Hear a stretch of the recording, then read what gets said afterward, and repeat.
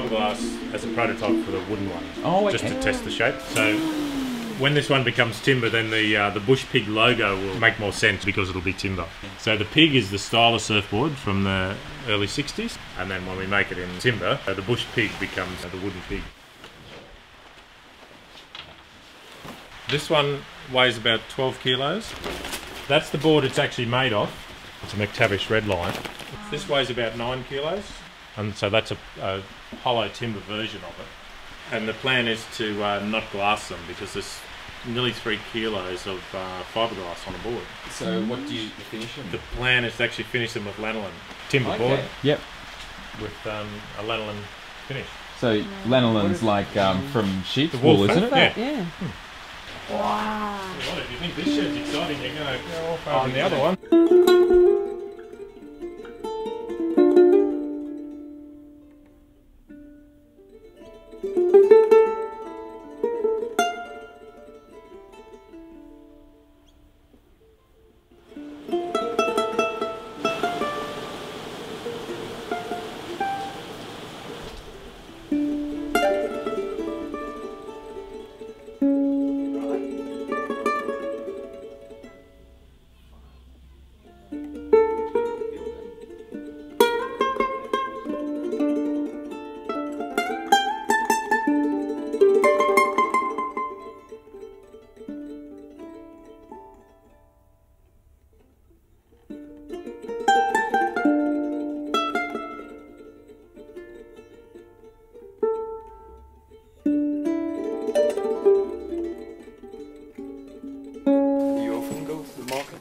Yeah, both markets are monthly, so second and fourth Sundays.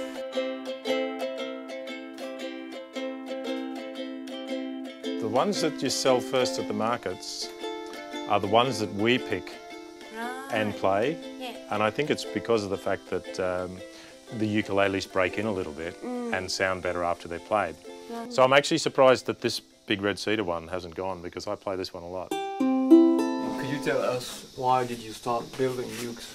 I had a friend whose son wanted to build one as a school project, and in order to do a bit of research we went down to Byron Bay to the Ukulele Collective one night, and we just had such a great time laughing and singing along. If you do woodwork for a living, a tiny little ukulele, I figured it couldn't be that hard. And my background is in sort of fine furniture and, you know, everything well made. After a lot of research and some help from some good friends who build lovely instruments, I came home deciding, you know, that I'd build a ukulele.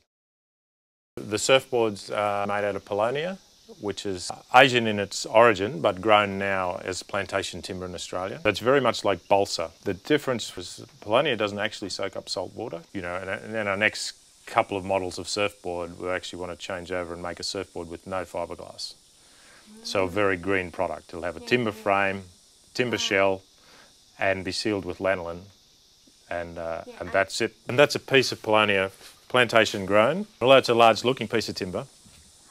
It's so light. We're going to make some ukuleles out of it. Yeah, I'll have to draw a picture on there for you.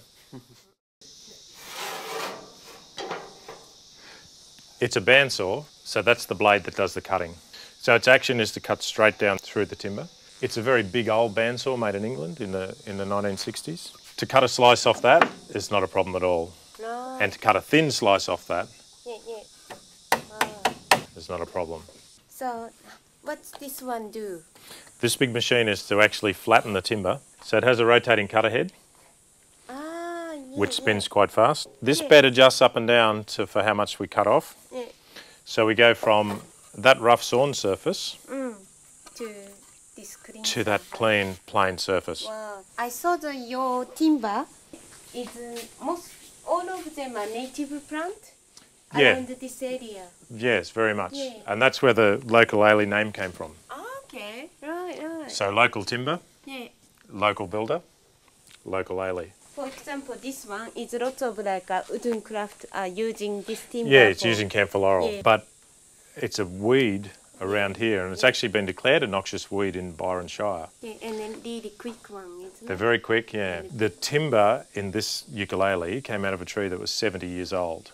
Really? It was 5.5 metres around the trunk. Wow, that's huge. Yeah. On those steeper gullies over there, Yeah. most of those big trees are camphor laurels. This one's a blackwood, Yeah. which came from the national parks just up the road here. Very similar to Tasmanian blackwood, Right. Yeah, yeah. which they make a lot of ukes out of. Acacia auroides, or nightcap wattle. So related to kawa. Yeah. This one's made with Queensland walnut. It's a rainforest tree from Queensland. Yeah. Has a Queensland maple neck and a hoop pine soundboard. There's only one departure from the local trees here, and that's that this one has an ebony fretboard. Wow. Whereas usually all the fretboards are Gidgee or Cooktown ironwood. So that's more local timber, that's Australian red cedar. Okay. But this tree died naturally in the paddock. And so when the farmer rang me up and said it was dead, you should come over and cut it up. So we did. Most of them are like cut by you. Definitely. Yeah. Yeah, usually from the tree. Yeah. So can we have a look on your dry room? Yep, we certainly can.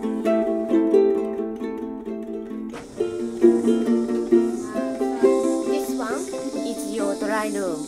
Yes. It's a humidity and temperature is always same in Yeah. here. Yeah, for musical instruments it's very important to control the humidity and to dry the timber down and keep it at a nice level while you build the instrument. This timber was actually salvaged from down at Watergoes Beach. This is storm damaged timber. It's coastal banksia. It was cut up by the council on the roadside and I just happened to spot it all when I was having a surf one morning, so I liberated it. Different timbers, they make a different sound for the soundboard. That's Engelmann spruce. Wow. Can you hear how long it rings? Yeah. So hopefully that. This is a spruce still, but a different spruce. This is Western red cedar. Red cedar. Yeah. That's Tasmanian myrtle. And that'll make some nice little ukes. So you use hardwood for the fretboard. For the fretboard, yeah. That's Gidgee. Yeah.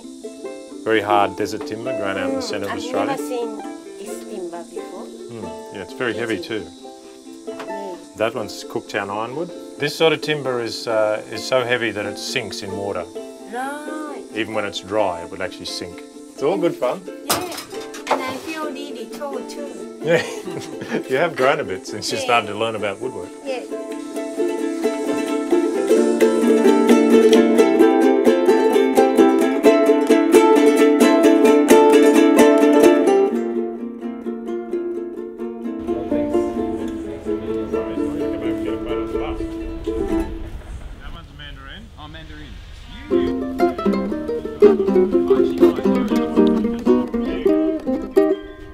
Ready to eat.